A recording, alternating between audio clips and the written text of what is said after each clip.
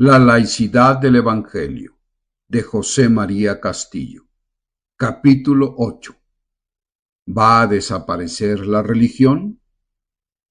Aquí resulta inevitable recordar las reflexiones de Dietrich Bonhoeffer en sus cartas, pensadas y redactadas en la cárcel de Tegel, Alemania, en 1944.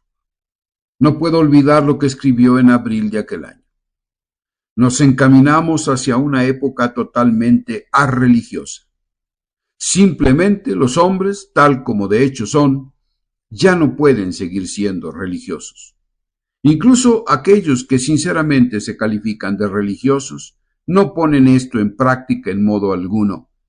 Sin duda, con la palabra religioso se refieren a algo muy distinto.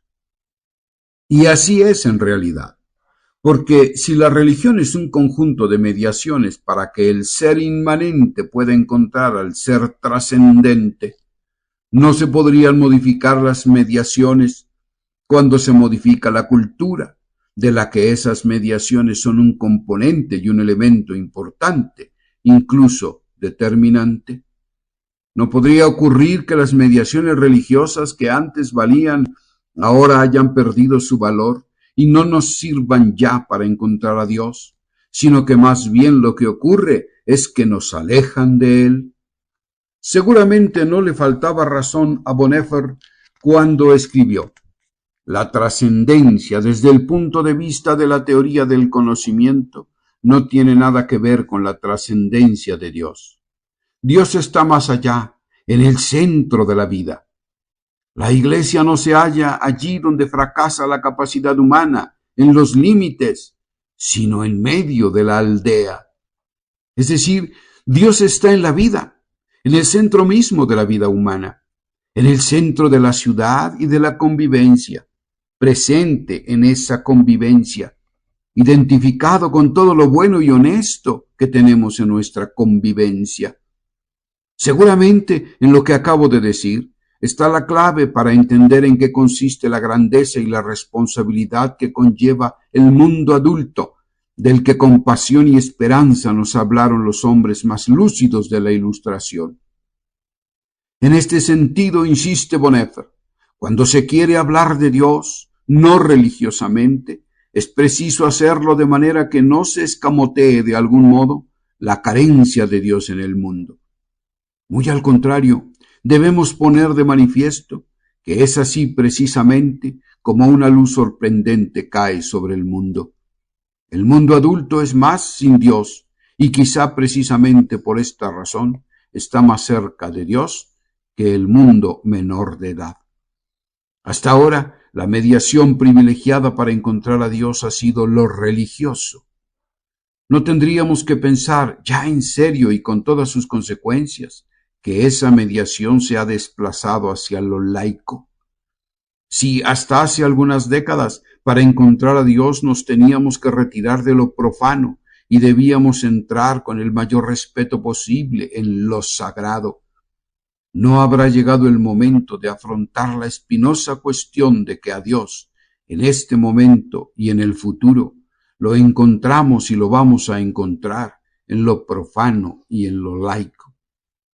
Con toda razón, el ya citado historiador Walter Burkert ha dicho: el mundo moderno, en el que solo el hombre parece ser el problema para el hombre, ha demolido paulatinamente la tradición de los rituales religiosos y cuanto con ellos se relaciona.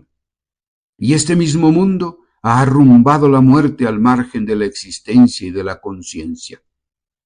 Cuanto más se desmorona la tradición idealista, tanto más incontrolado y destructivo resulta el embate de las nuevas sociedades secretas, de la pasión extática, de la fascinación ejercida por la violencia y la muerte, contra todos los órdenes aparentemente racionales.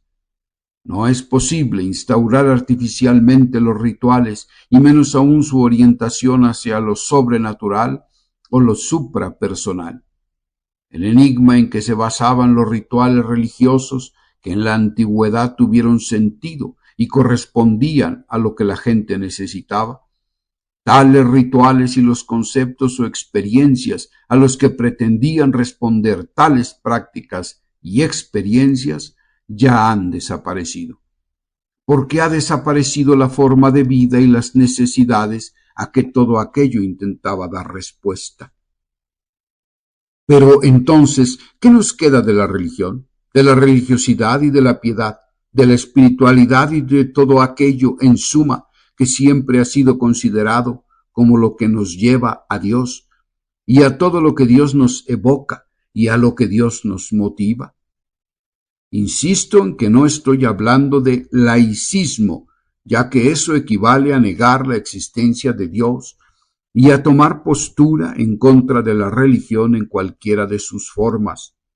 Hablo de laicidad, una palabra que no se encuentra en el diccionario de la RAE. ¿Por qué se mantendrá semejante silencio ante un término que hoy necesitamos para expresar una realidad viva y presente en nuestra sociedad? Porque es mucha la gente que no está de acuerdo con la religión del templo, ni con la piedad de los conventos, ni con las normas de la iglesia. Pero es gente que busca un sentido para su vida, y lo busca precisamente contando con alguna forma de relacionarse con Dios.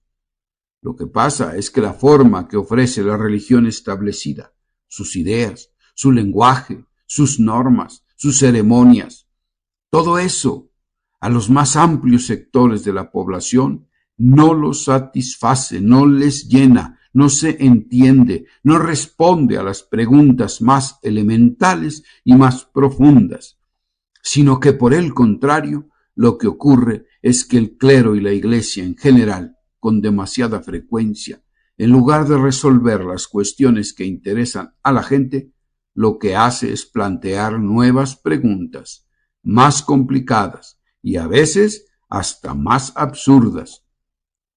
Y a todo esto, ¿qué dice de este asunto el Evangelio? ¿No es el Evangelio en definitiva un gran relato religioso? Entonces, ¿a qué viene ponerse a hablar de la laicidad del Evangelio? ¿No es eso una provocación? ¿Es que Jesús no fue un hombre profundamente religioso? Más aún, ¿no decimos los cristianos que Jesús es el Hijo de Dios? Todavía más, ¿no afirmamos en el credo de nuestra fe que Jesús es Dios?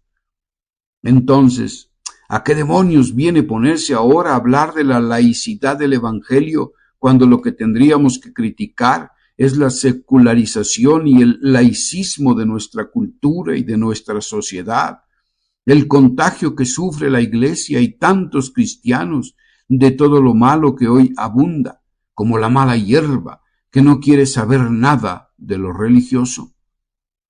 Entonces, y de seguir las cosas como van, ¿qué futuro nos espera?